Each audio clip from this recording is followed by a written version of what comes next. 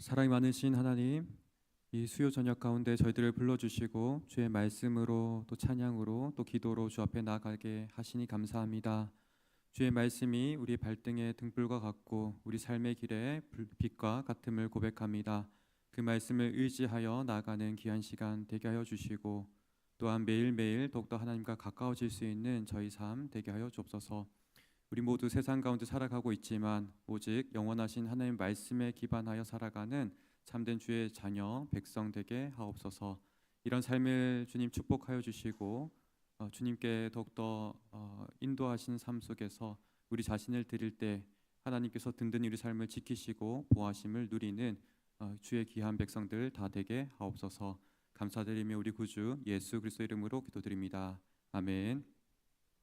함께 보실 말씀은 다니엘서 1장 1절에서 8절 말씀입니다. 구약성경 1231면에 있습니다.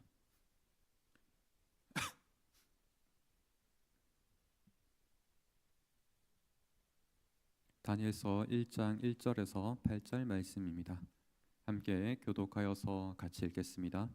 유다 왕 요아김이 다스린 지 3년이 되는 해에 바벨론 왕 느부갓네살이 예루살렘에 이르러 성을 에워쌌더니 주께서 유다 왕 요아김과 하나님의 전 그릇 얼마를 그의 손에 넘기심에 그가 그것을 가지고 신할 땅 자기 신들의 신전에 가져다가 그 신들의 보물 창고에 두었더라.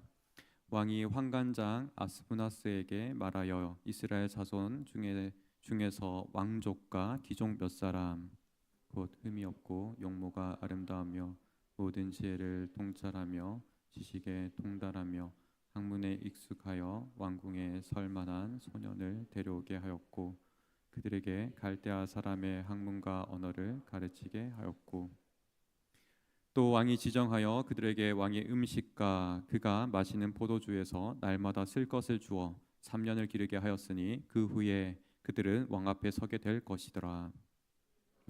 유다 자손 곧 다니엘과 하나냐와 미사엘과 아사랴가 있었더니 환관장이 그들의 이름을 고쳐 다니엘은 벨드사살이라 하고 하나냐는 사드락이라 하고 미사엘은 메삭이라 하고 아사랴는 아벳느고라 하였더라. 다니엘은 뜻을 정하여 왕의 음식과 그가 마시는 포도주로 자기를 더럽히지 아니하리라 하고 자기를 더럽히지 아니하도록 환관장에게 구하니. 아멘. 오늘 말씀을 통해서 뜻을 정하는 자들에게 주시는 하나님의 은혜라는 제목, 이러한 제목으로 주의 말씀을 나누기 원합니다. 이 제목 속에서 우리가 먼저 뜻을 정한다 했을 때 우리 모든 사람들이 일반적으로 내리는 그런 결단과 결심과는 조금 다릅니다. 그리고 또 한편으로는 뜻을 정할 때 하나님께서 주시는 은혜 또한 당연한 귀결로서 주는 것 또한 아닙니다. 우리가 은혜라고 할 때는 하나님의 호의로 주시는 거기 때문에 우리 사람의 어떤 행동에 근거해서 마땅히 하나님 주셔야 된다 이렇게 귀결되면 그것은 곧 거래이기 때문에 그렇습니다. 하나님의 은혜라는 것은 정말 하나님의 주권적인 뜻 안에서 우리를 그분의 자비하시고 긍휼하신 손길 속에서 우리에게 주시는 것입니다. 그러하기 때문에 오늘 본문을 살필 때 먼저는 뜻을 정한다는 의미를 본문의 근거에서 정확하게 파악하고 또 두 번째로는 하나님께서 베푸신 은혜가 이런 뜻을 정함과 어떠한 연관이 있는지 같이 살피기를 원합니다. 먼저 본문 1절에서 두 왕이 등장하고 있습니다. 첫 번째 왕은 유다 왕 여호아김입니다. 요아김이 지금 통치 3년이 되었을 때라고 그 시점을 분명히 밝히고 있습니다. 요아김이라는 사람은 성경을 잘 아시겠지만 하나님께서 기뻐하신 왕은 아니었습니다. 그의 통치 기간은 총 11년이었고 그 가운데 3년쯤 지금 이 일이 발생하였습니다. 어떤 성경에는 그 시점을 BC 605년경이라고 기록하고 있을 겁니다. 제가 보고 있는 성경에도 그렇게 파란색 글씨로 제목 상단에 있습니다. 605년경쯤에 지금 이 사건이 발생하였습니다. 애굽왕 바로가 요시아를 죽이고 또 한편으로는 갈그미스로 바벨론이라는 큰 나라와 격돌하고 난 다음에 돌아온 상황 가운데 요아김이라는 왕을 세웠고 또 그 다음에 2차전으로 지금 바벨론 왕과 또다시 재격돌한 가운데 이러한 일이 발생하였습니다. 이 바벨론 왕은 한편으로는 왕이지만 또 동시에 먼저로는 탁월한 전략가였습니다. 그래서 아수르가 잔재하고 있는 그곳에서 애국과 2차전을 벌인 다음에 그를 꺾고 난 다음에 예루살렘을 포위하고 있는 상황입니다. 이 바벨론 왕 느부갓네살이라 한다면 우리가 인간의 탁월함 그리고 세상의 힘의 정점인 사람처럼 우리가 이해할 수 있을 것입니다. 이 사람이 지금 성읍을 둘러싸고 있는 것입니다. 우리가 이해할 때 하나님의 성전이 있는 곳, 하나님의 임재가 있는 곳이 이렇게 둘러싸였다 할 때 우리는 이해하기가 다소 어렵습니다. 이러한 상황 가운데서 2절은 주께서 넘기셨다라고 우리에게 말하고 있습니다. 주께서 넘기셨다라는 이 말을 할 때 이 상황의 인물들을 바라봤을 때는 우리가 쉽게 알 수 없을 것입니다. 하나님의 관점 그리고 성경의 관점으로서 우리에게 교훈하는 가운데 전체가 정리된 가운데 우리에게 알려주고 있는 바입니다. 그래서 저는 이 2절을 보면서 굉장히 우리에게 교훈적이라고 생각이 들며 이 모든 바벨론 시기를 살아가는 사람들이 한편은 과거를 반추하며 이러한 믿음의 고백을 2절 가운데 기록하였다라고 이해합니다. 다르게 말한다면 예루살렘이 적국의 수장 가운데 넘어가려고 하는 그 위기적인 상황 또한 하나님 주권 가운데 발생하였다라고 말하고 있는 것입니다. 이때 그냥 넘기신 것이 아니라 심지어 왕과 하다면 전 그릇 얼마를 함께 넘기셨다라고 이야기합니다. 그날의 가장 강력한 왕, 이 왕은 단순히 왕이 아닙니다. 하나님의 언약이 있는 사람이고 하나님의 약속이 있는 사람입니다. 그리고 그 전에 있는 하나님의 성전이 있는 그릇 또한 옮기셨다라고 이야기합니다. 하나님의 임재가 있는 곳에서 전혀 하나님을 인정하지 않는 이방 나라 사람에게 이것을 넘기셨다라고 할 때 우리는 쉽게 이해할 수가 없습니다. 옮기셨을 때 또한 어디로 넘기십니까? 예루살렘을 떠나 성전을 떠나 느부갓네살 왕을 통해서 신할 땅에 있는 그의 나라로 옮겼다고 합니다. 이 신할 땅이라고 할 때는 창세기 앞부분에서 하나님을 반역했던 사람들이 세운 바벨탑을 상징하고 있는 땅입니다. 하나님을 반역한 사람들이 있는 그곳으로 바로 이 왕과 또 그릇을 옮기고 있다라고 말하고 있습니다. 옮긴 다음에 어디에 두었습니까? 그들의 신전 또 신들의 보물창고에 옮겼다라고 이야기합니다. 정말 우리가 이것을 바라볼 때 너무나 곤혹스럽습니다. 첫 번째로 왕 또한 우리가 이해하기 어렵습니다. 물론 성경을 해석할 때 왕이 이 바벨론 땅으로 옮겨졌다가 다시 복귀했다라고 우리는 이해합니다. 그렇지만 수많은 동시에 왕족과 귀족들이 함께 끌려갔습니다. 그리고 성전의 그릇 또한 정말 거룩하게 구별되는 제사장 외에는 그 누구도 쉽게 만질 수 없는 그 거룩한 그릇 또한 이토록 하나님이 인정하지 않는 나라로 옮겨졌습니다. 왕에게는 특별히 다윗에게 주신 약속이 있었습니다. 내 씨로 그의 나라를 영원히 경고하게 하리라. 하나님께서 이렇게 약속한 것이 있었습니다. 근데 그 모든 것들이 마치 철폐되듯이 하나님 마치 패배한 것처럼 하나님 이 세상 가운데 존재하지 않는 것처럼 상황이 벌어지고 있습니다. 그런데 이 모든 출발은 이후에 벌어질 많은 사건의 복선과도 같습니다. 이방 신들의 신전 가운데 갇혀 있는 것처럼 꼼짝하지 못하고 있는 것 같은 그러한 하나님의 성전의 그릇이 마치 복선과도 같습니다. 이후에 다니엘과 세 친구들의 이야기가 저는 마치 병행하듯이 이어지는 것처럼 생각됩니다. 저는 이 모든 사건들을 역출애굽이라고 부르고 싶습니다.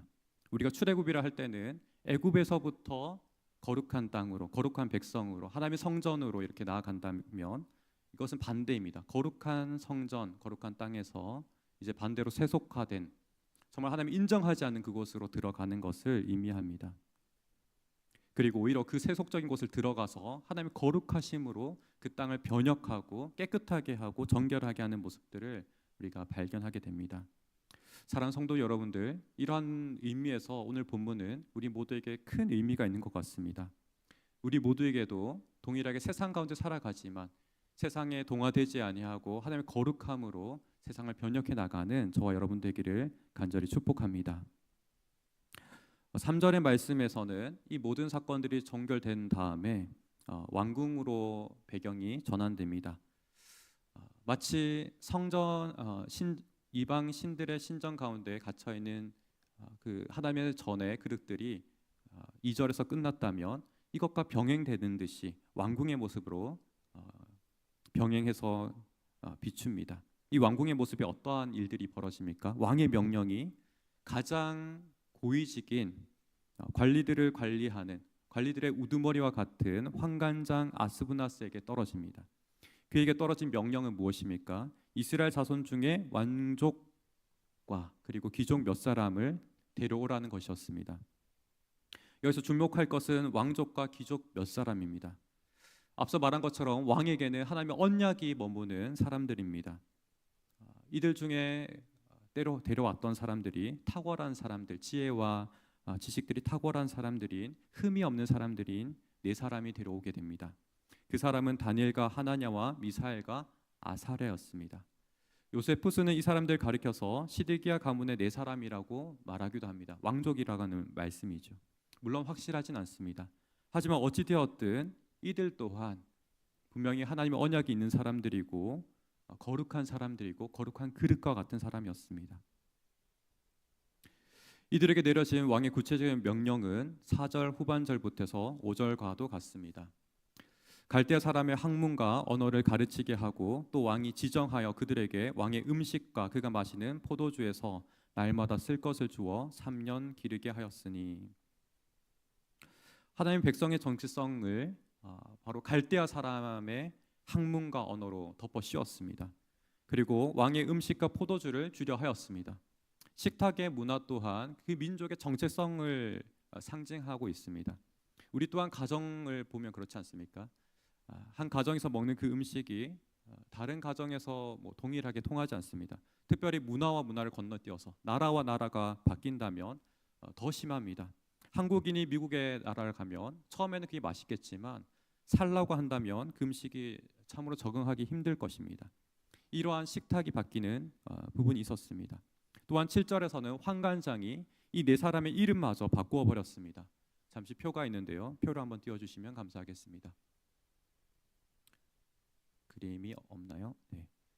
먼저 다니엘은 하나님이 심판하신다라는 뜻을 가지고 있습니다. 하나냐는 여호와는 은혜롭다, 은혜가 깊으시다. 미사엘은 누가 하나님과 같은가? 아사랴는 여호와께서 도우셨다. 다 하나님의 신앙을 기반한 이름을 가지고 있습니다. 근데 이들에게 지금 어떤 이름을 덮어 씌웠습니까? 벨드사살, 사드락, 메삭, 아벳느고, 다 이방 신들을 그들의 이름에 덮어 씌웠습니다. 하나님의 성도인 네 사람들에게 굉장히 강한 도전이 주어지고 있는 것입니다. 이 도전은 그냥 단순히 국지적인 것이 아니라 총체적이고 이들 삶의 전체를 삼킬 만큼 어마무시한 그런 도전이었습니다. 근데 이 도전이 놀랍게도 하나님 주권 안에서 주어졌다는 것이 놀랍습니다. 2절의 말씀과 같이 하나님께서 넘기신 것입니다. 분명 이 네 사람들에게는 엄청난 스트레스가 있었을 것입니다. 이들을 둘러싸고 있는 모든 환경을 그들의 삶과 상황에 근거해서 해석했을 때는 우리는 도저히 하나님 말씀대로 살 수 없습니다라고 말할 수밖에 없는 그러한 어려움이었을 겁니다. 계속해서 왕과 고위 관료들이 이들을 다뤘습니다. 1절부터 7절까지 계속해서 한결같이 그들은 압박당했고 세상적인 문화에 포위당했습니다. 이들은 포로민이었기 때문에 능동적으로 움직이지 못하였고 계속해서 피동적으로 움직일 수밖에 없었습니다. 왕이 장소를 바꿨습니다. 왕이 학문과 언어를 바꿨습니다. 왕이 음식을 바꿨습니다. 고위 관료가 이들의 이름을 바꿨습니다. 장소, 학문과 언어, 음식, 이름과 같은 것들이 그들의 정체성을 바꾸기 위해서 점점점 좁혀 들어오고 있습니다. 이제 그들의 속의 정체성까지 침범할 때에 마침내 8절에서 전환이 이루어집니다. 8절 말씀 우리 한번 같이 읽겠습니다. 성경 보고 같이 읽겠습니다. 다니엘은 뜻을 정하여 왕의 음식과 그가 마시는 포도주로 자기를 더럽히지 아니하리라 하고 자기를 더럽히지 아니하도록 환관장에 구하니. 원문에 근거하면은 여기 접속사가 먼저 있습니다. 그리고라고도 표현할 수 있지만 더 정확하게는 그러나, 문맥적으로는 그러나라고 이해할 수 있습니다. 앞선 모든 사항을 바로 8절에서 전환됩니다. 병첩과도 같습니다. 닫혀있던 상황이 열려질 수 있는 그런 상황의 키와 같습니다. 좀 더 이 내용을 직역하면 그러나 다니엘은 자신의 마음 위에 두었다, 뜻을 정하였다가 자신 마음 위에 무언가를 두었다라고 번역할 수 있습니다. 무엇을 두었겠습니까? 바로 그 뒤에 이어지는 내용을 그의 마음 위에 두었습니다. 왕의 음식과 그가 마시는 포도주로 자기를 더럽히지 아니하리라.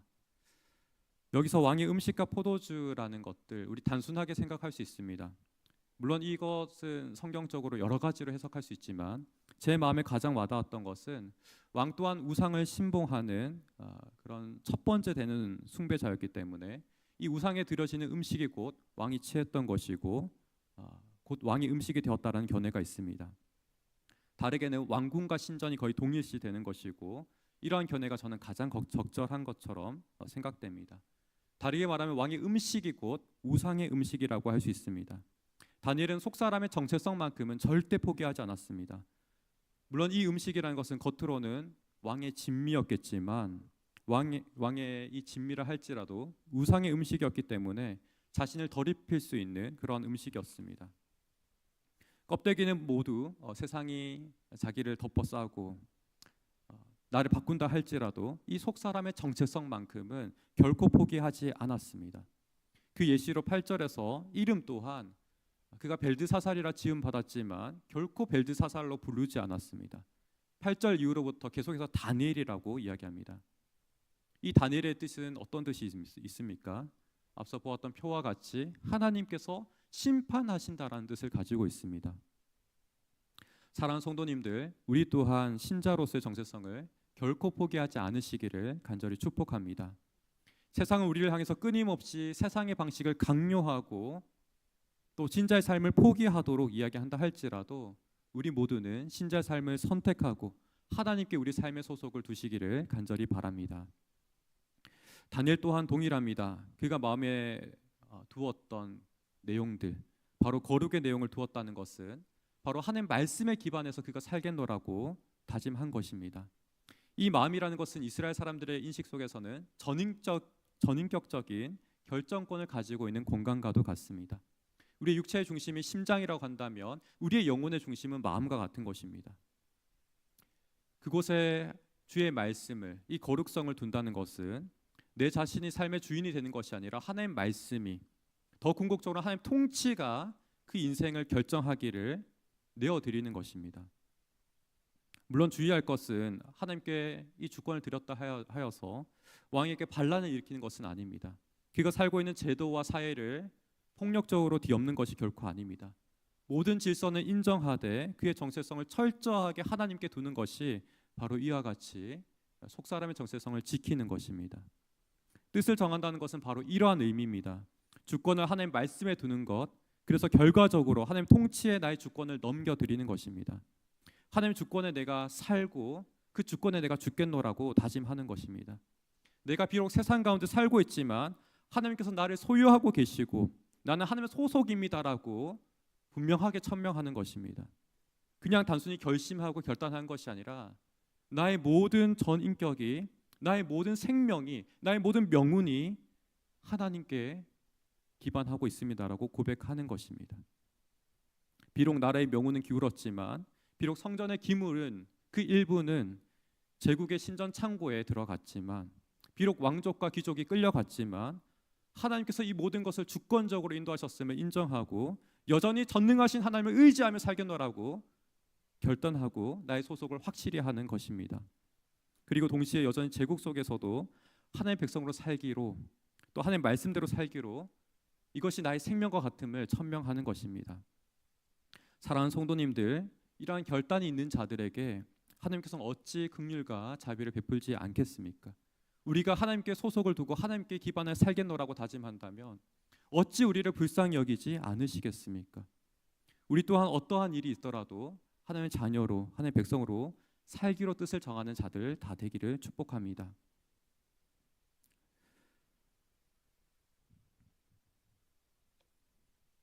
이러한 상황 가운데서 5장에서 저는 좀 중요한 한 단서를 발견하게 됩니다. 5장에서 느부갓네살 왕의 아들인 벨사살 왕이 등극하게 됩니다. 그의 치세 말년에 성전의 금그릇을 꺼내다가 술을 퍼먹는 그런 일이 발생하였습니다. 술을 마신 다음에 취한 이후에 우상들을 예찬하였습니다. 바로 그때 석회벽에서 손이 나타나서 심판의 메시지를 기록하였습니다. 이것을 해석할 수 없어서 다니엘이 호출되어서 그것을 해석하게 됩니다. 메네 데게 우바르신, 하나님이 이미 왕의 나라에 시대를 세워서 그것을 끝나게 하셨다라는 의미를 담고 있습니다. 메대와 바사에게 이 바벨론 나라를 넘기셨다라고 하나님께서 심판을 선언하십니다. 그리고 바로 그날 밤에 벨사살 왕은 죽게 됩니다. 우리가 하나님의 백성을 살기로 다짐할 때 즉각적으로 놀라운 은혜는 임하지 않을 수 있습니다. 다니엘에게도 처음에는 환관장에게 은혜와 긍휼을 베풀게 하셨다라고 이야기합니다. 정말 작은 틈, 작은 조각과 같은 그런 길이 우리에게 열립니다. 하지만 그 길을 따라서 우리가 나아갈 때, 여전히 하나님께서 인도하신 그 길을 우리가 주목하여 살아갈 때, 하나님께서는 마침내 오장과 같은 놀라운 일을 이루십니다. 마치 다니엘의 이름과 같이 하나님께서 심판하신다라는 그 이름처럼 이 제국 가운데 심판을 선언하시고 그 제국의 운명을 끊어내십니다. 사랑하는 성도님들, 세상이 너무 바쁘다고 또 치열하게 돌아간다고 우리의 정체성을 잊고 살아가진 않습니까? 우리가 끊임없이 세상의 방식을 배우고 익히도록 강요하지는 않습니까? 물론 우리가 이것을 배워야 하겠습니다. 하지만 우리의 정체성까지 오염시키고 타락하면서까지 우리가 살아갈 것은 결코 아닙니다. 더욱더 우리가 깨어서 외쳐야 될 줄 믿습니다. 오늘 다니엘의 이 정결한 마음처럼 우리 또한 하나님의 자녀로 살겨나라고 간절히 다짐하며 나가는 저와 여러분 되기를 간절히 소망합니다. 오늘 말씀을 기억하며 우리 두 가지 기도 제목으로 먼저 기도하겠습니다. 하나님, 자녀의 정체성을 우리가 포기하지 않고 수많은 상황 속에서도 하나님 주권을 인정하며 여전히 주의 말씀이, 여전히 하나님의 그 말씀이 나의 생명과 같이 여겨지기를 간구하기 원합니다. 주님의 은혜가 주셔야지, 은혜가 임하여야지만 우리가 이러한 결정을 내릴 수 있고 진정으로 나의 삶의 생명과 같은 것이 하나님께만 있음을 우리가 고백할 수 있는 줄 믿습니다. 은혜 주셔서 우리 모두 이러한 결단으로 정말 주님께서 나와 함께 하셔서 주의 그 거룩하심을 내가 끝까지 지키고 살겠노라고 다짐할 수 있게 해달라고 진정으로 뜻을 정할 수 있도록 우리 같이 간구하기 원합니다. 또한 한편 이러한 뜻을 하나님께 두었을 때, 우리의 모든 삶의 소속을 주님께 두었을 때 하나님께서 주시는 작은 은혜와 긍휼에 감사할 수 있는 우리가 되기를 원합니다.